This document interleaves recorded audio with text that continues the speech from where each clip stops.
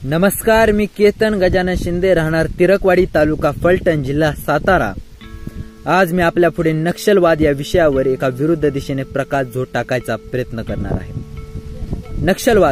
नक्षलवाद म्हटलं की डोळ्यासमोर उभा राहतो तो समुदाय ज्याच्या हाती शस्त्रे आहेत, तो समुदाय जो आपल्याच देशातल्या व्यवस्थेविरुद्ध बंड करून उठला आहे, तो समुदाय जो आपल्या भारत देशाची एक समस्या बनून राहिला आहे। आणि असंच बरंचसं काही, पण आज मी आपल्या समोर एक वेगळी बाजू मांडण्याचा प्रयत्न करणार आहे, जी बाजू कटू असली तरी तितकी सत्य आहे आणि संविधानाला साक्ष ठेवून तीच बाजू आपल्या समोर मांडायचा मी एक प्रामाणिक प्रयत्न करणार आहे। मी माझे विचार एका कवितेमार्फत मांडले आहेत। मुळात कविता ही लिहिली जाते ती भावनिकतेच्या कुंचल्याने आणि ती ऐकवली जाते ते भावनांना आव्हान करून ऐकवली जाते। कवितेचं शीर्षक आहे ते आले अन म्हणाले। ते आले अन म्हणाले आता इंग्रज गेला आहे आपलं सरकार आलं आहे। ते आले अन म्हणाले आता इंग्रज गेला आहे आपलं सरकार आलं आहे। ते आले अन म्हणाले हक्क जोपासणार असं आपलं सरकार आलं आहे। मी पडलो अशिक्षित जंगलातच माझी जिंदगी गेली। मी पडलो अशिक्षित जंगलातच माझी जिंदगी गेली, पण कळलं एवढंच की काहीतरी चांगलं झालं आहे। सरकार राजा आपल्याला जमीन देणार म्हणजे परमेश्वराचंच राज्य आलं आहे। एके दिवशी कुणीतरी असंच गावात आलं। एके दिवशी कुणीतरी असंच गावात आलं, सारे त्याला सरकारी गार्ड आहे असे म्हणत होते। त्याने अंगावर काहीतरी घातलं होतं, त्याला कपडे म्हणतात हे पण ठाऊक नव्हते। तो जमिनीची वाटप करणार होता, तो जमिनीची वाटप करणार होता, सरकार दरबारातला माणूस आहे असे म्हणत होते। तो जमिनीची वाटप करणार होता, सरकार दरबारातला माणूस आहे असे म्हणत होते। कळलं मला नाही एवढंच की मग का ते त्याला ईश्वरासम पूजत होते। तो गावात आला की सारे त्याला दारू, कोंबडा आणि प्रसंगी बाई पुरवत होते। आमचीच दारू पिऊन, आमचाच कोंबडा खाऊन आणि आमच्याच आया बहिणींची इज्जत लुटून माहित नाही ते कोणता न्याय आम्हाला देत होते। तो सरकार तर म्हणतो की जंगलाच्या लोकांचं कल्याण करणारे, तो सरकार तर म्हणतो की जंगलाच्या लोकांचं कल्याण करणारे, त्यांना रोजगार आणि पैसा पुरवणारे, मग का तो आमच्याच रक्ताचा पैसा घेऊन जातो? मला अजूनही कळत नव्हते कसला न्याय सरकार देणारे।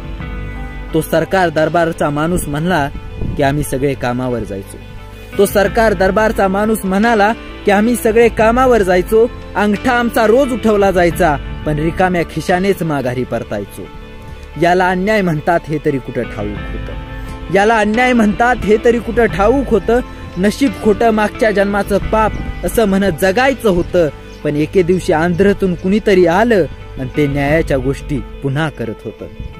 शाळा आम्हाला माहित नव्हती, पण ते खूप शिकले होते असं त्यांनी सांगितलं। शाळा आम्हाला माहित नव्हती, पण ते खूप शिकले असं त्यांनी सांगितलं। चूक बरोबर, न्याय अन्याय असं पण असतं हे आम्हाला पहिल्यांदाच उमगलं।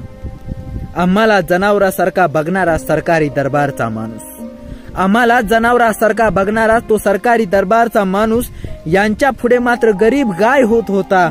ते प्रश्न विचारायचे आणि मग तो चिडीचाप शांत बसत होता। मग सरकारात आणि यांच्यात युद्ध सुरू झालं आणि सरकार आम्हालाच तुरुंगात डांबू लागलं। ते माणसं कोण कुठली न्याय देत होती, मग न्यायाचं सरकार त्यांना का वाईट म्हणत होतं हे नाही कळालं। बुद्धी काय असते हे माहित नव्हतं मला, पण मी न्याय मिळत होता तिकडे गेलो। बुद्धी काय असते हे माहित नव्हतं मला, पण मी न्याय मिळाला तिकडे गेलो। ते सरकार आमच्यासाठी नाही असं म्हणालं। आता मात्र मी पुराच विचारात पडलो। एके दिवशी पोलीस जामदार आला, मला मारून नक्षली आहे का विचारत होता। एके दिवशी पोलीस जामदार आला, मला मारून नक्षली आहे का विचारत होता। मला कळलं नाही विचारसरणी नावाची पण गोष्ट अस्तित्वात असते, पण तुरुंगात मी आयुष्यात पहिल्यांदा लाईटीचा बल्ब पाहिला होता। वर्तमानपत्रवाले आले आणि माझे फोटो काढले आणि देशद्रोही म्हणून मी वर्तमानपत्रात झळकलो।